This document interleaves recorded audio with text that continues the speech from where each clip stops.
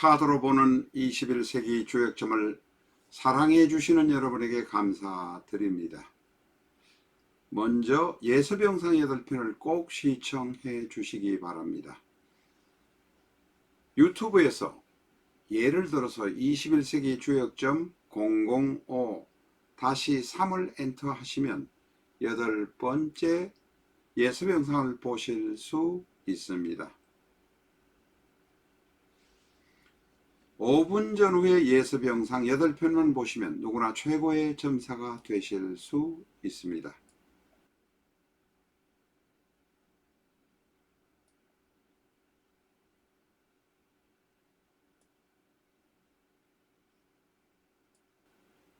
내 사주 내가 본다. 실전 적천수. 적천수 한 권으로 유튜브에 등장하는 수많은 사주 동영상의 수준을 평가까지 하실 수 있습니다.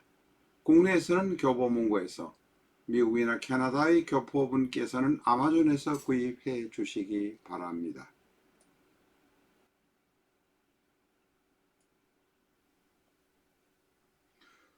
오늘은 사주 외형은 그럴듯한데 사실은 대단히 나쁜 모습의 사주를 하나 공부하도록 하겠습니다.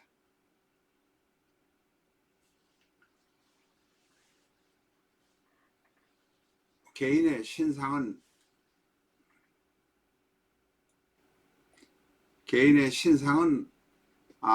인식하지 못하도록 가렸습니다. 계묘, 무오, 경인, 신사.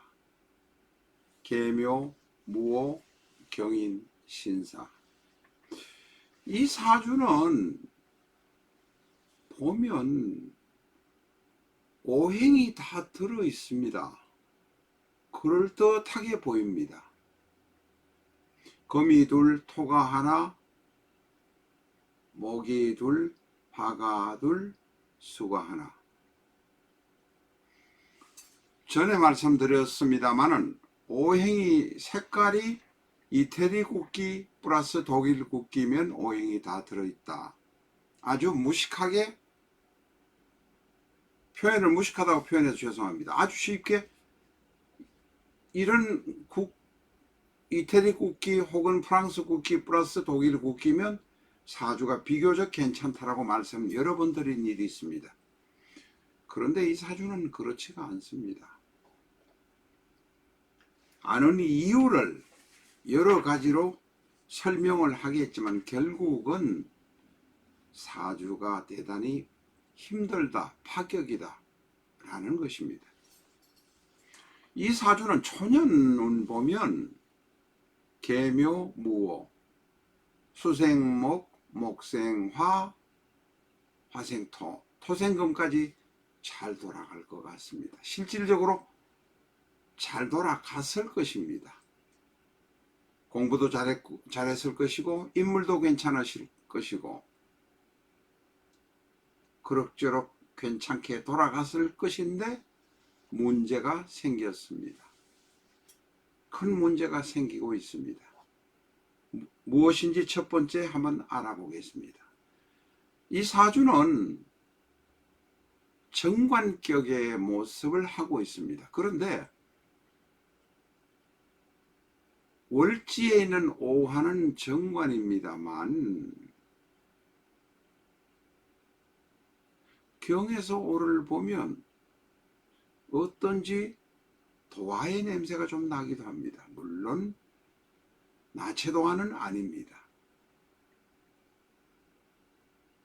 경에서 오를 보면 바로 욕이기 때문에 도화의 냄새가 난다는 것입니다. 두 번째로 이 사주는 정관이 있지만 편관이 뒤에 있습니다. 남편을 갈았을 것으로 생각합니다. 갈았다는 표현이 죄송합니다. 이혼하고 재혼하거나 뭐 어떻게 되었을 것입니다.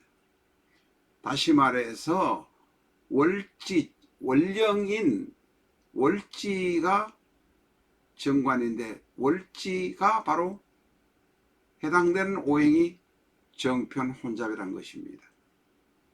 관성만 정편 혼잡이 아닙니다. 일지에 있는 인목이 있고 연지에 있는 묘목이 있으니 재성도 정편 혼잡입니다. 재관이 모두 정편 혼잡이다.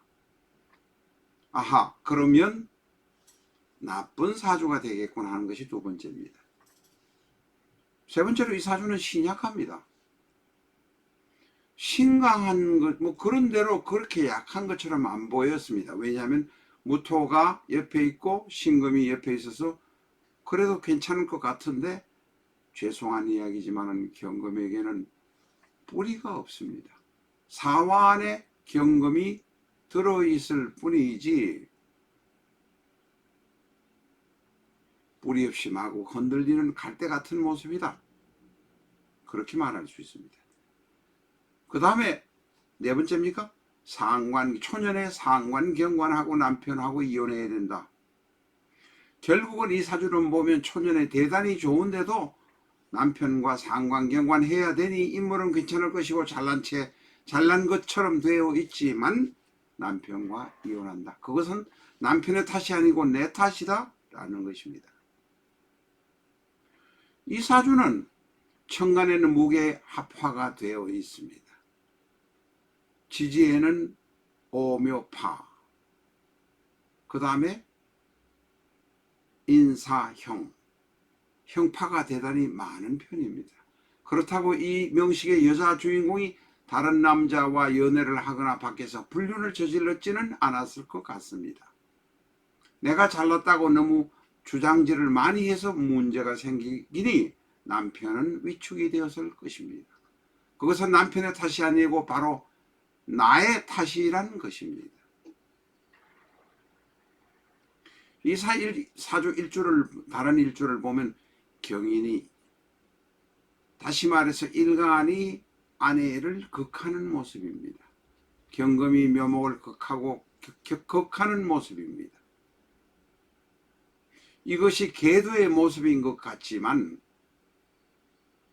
그게 아니라 오히려 절각의 모습으로 나타난다는 것입니다. 물론 정확한 절각의 표현은 아닙니다. 왜냐하면 지지에 있는 인목과 오화, 사화가 불길이 너무 강해서 경금을 그냥 녹여버린다는 것입니다. 인목과 오화는 만나면 인오술 삼합의 반합이 되어서 사화와 함께 대단히 강력한 불길이 되니 경금은 견딜 체간이 없습니다. 남편과의 관계도 대단히 힘들 것이란 것입니다. 게다가 남편이 쪼우고 들어오고 나를 통제하려고 하지만은 나는 탕화의 기질도 있어서 내가 남편에게 참지를 못하고 사근사근 대화를 하면서 잘 지내지 못한다는 모습입니다. 이 사주는 그렇다고 부인이 어디 가서 이 여명이 바람을 피우거나 특별한 일이 있었던 것은 아닙니다.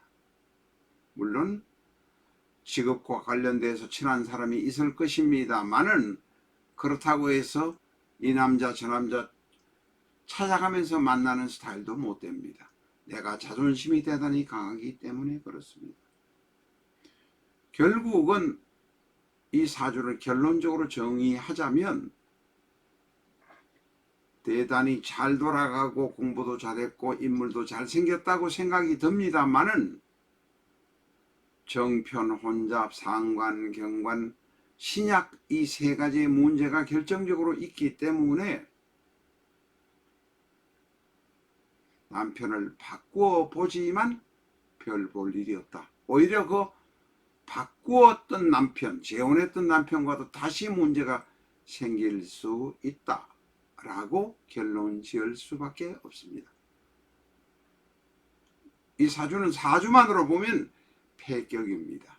그러면 종교를 의지하고 내 스스로 내 마음을 다스리면서 살아가는 도리밖에 없습니다. 폐격이 된 것도 바로 나의 탓이고 내 사주 탓이라는 것입니다.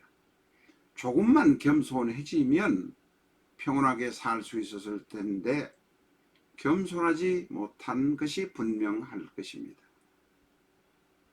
초년운이 좋고 오행이 다 있지만 정평은 혼잡의 상관 경관의 신약이면 내가 어찌할 바 없는 것입니다.